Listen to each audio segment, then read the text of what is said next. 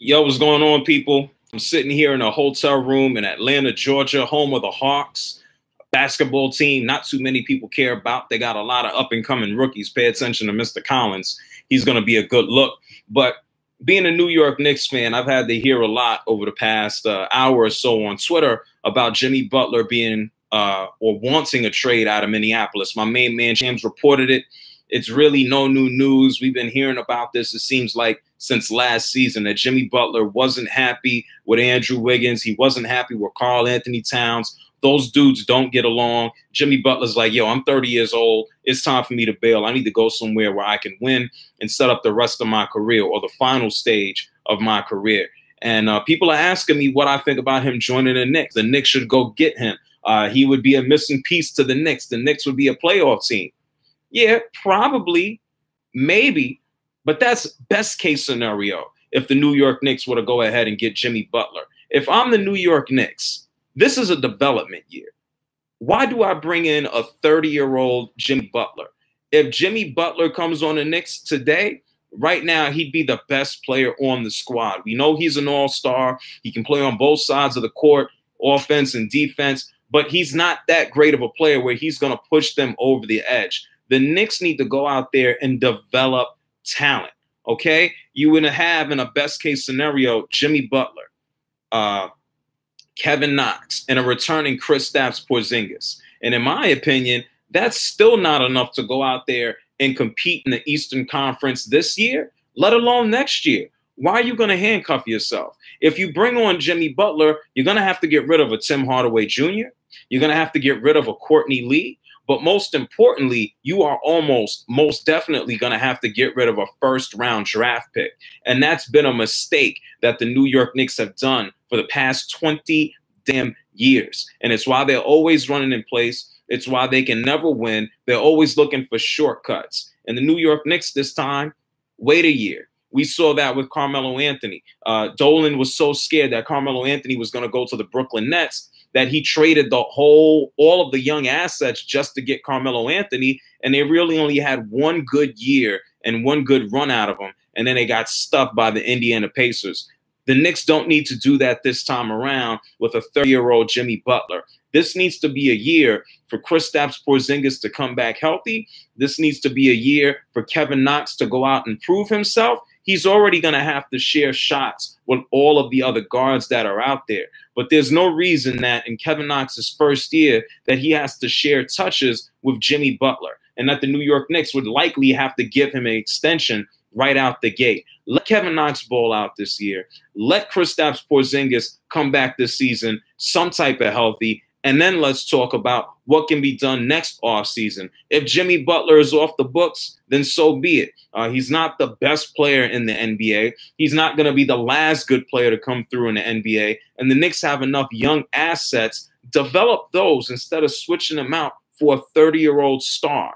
Don't do it. The New York Knicks need to practice patience. It's something they've been talking about this entire offseason, and they need to preach it. I see all of your comments here in the chat. If you have a question, go ahead and ask away. Joseph Gallagher says, Kyrie at point, Butler at shooting guard, Knox at small forward, Kristaps, and a good rebounded big man, and they would be set. Yeah, but that's not the reality for this year. That may be the reality for next year. Don't mortgage your present for your future, especially when you don't know what it's going to be. I'd rather know that Kevin Knox can develop unimpeded, having to share shots on the outside with a Jimmy Butler, then, hey, let's just put two guys out there. Let's put the rookie out there, and let's hope Kristaps Porzingis can come back healthy. There are too many variables in there, and that's something the New York Knicks need to stay away from. Janine, 1989, the gamer, says, I hope so. Well, we all hope so, especially if you're a Knicks fan. Jesse said, I'm not willing to give up Frank and/or picks for him. You shouldn't want to give up any picks for Jimmy Butler. He's not LeBron James, okay? And he's 30 years old. What does he have? Another 2 to 3 solid years in him? He's not going to get any better. And I give credit to Jimmy Butler, okay? What he's done in the NBA, from just being a defensive stalwart to actually having a more rounded out game, especially on the offensive side, is commendable. But Jimmy Butler is not going to be a world changer for your team. He helped the Minnesota Timberwolves improve by about 16 games. For the New York Knicks, okay, they'd get to the playoffs, and then what? Then you hope for cap room for Kyrie Irving next year. You still have to trade for an asset, and then you wouldn't have that draft pick there to work with. Clippers trade Patrick Beverley and Tobias Harris for Jimmy Butler, straight up. I ain't talking about the Clippers right now, baby. It's all about the New York Knickerbockers. Jimmy Butler for Kyle Lowry and Greg Oden. Okay, that's an interesting trade.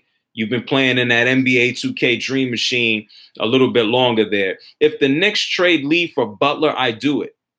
You can't trade Lee for Butler straight up. You can't, okay? The salaries don't match.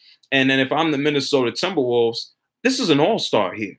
Granted, I don't consider Jimmy Butler to be some damn big old world changer, but he's not some bum or a scrub off the street. If you're sending Jimmy Butler somewhere, you better have a pick back. And the New York Knicks would be naive and they'd be foolish to send a draft pick to Minnesota for Jimmy Butler.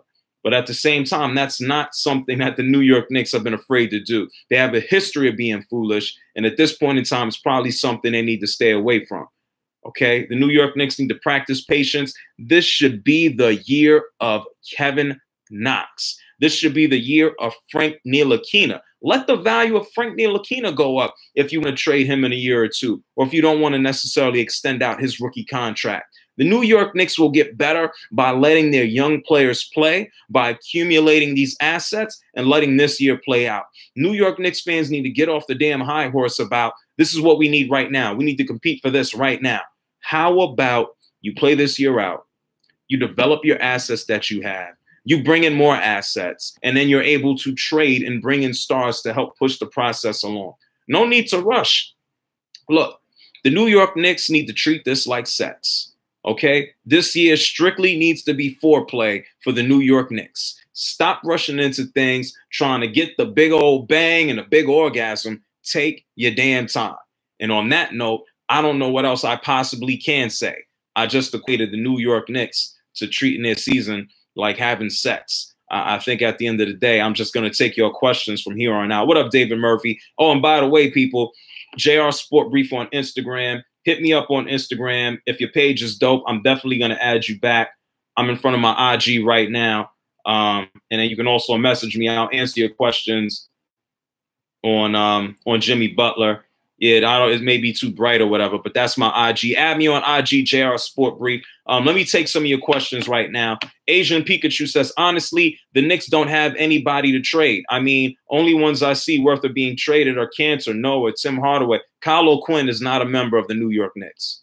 Kyle O'Quinn is on the Indiana Pacers. So the Knicks do have pieces to trade. They do have assets, Asian Pikachu. Teams would pick up the players that you just mentioned. I can see Tim Hardaway Jr. having a better year than he had last year, especially if he's healthy. The Knicks have young dudes. Let them play basketball. Let them accumulate in value. Stop trying to trade everybody for some 30-year-old superstar. Don't do it. Masai should bring him to the Raptors. Good luck to you, Raptors fan. Sign Jimmy in the offseason. There you go, Wilson Dang. And if Jimmy Butler is gone in the offseason, if he's not available, too bad. Jimmy Butler's not sending the New York Knicks to an NBA title. And I've heard people say, well, if we add Jimmy Butler today, we're going to the playoffs.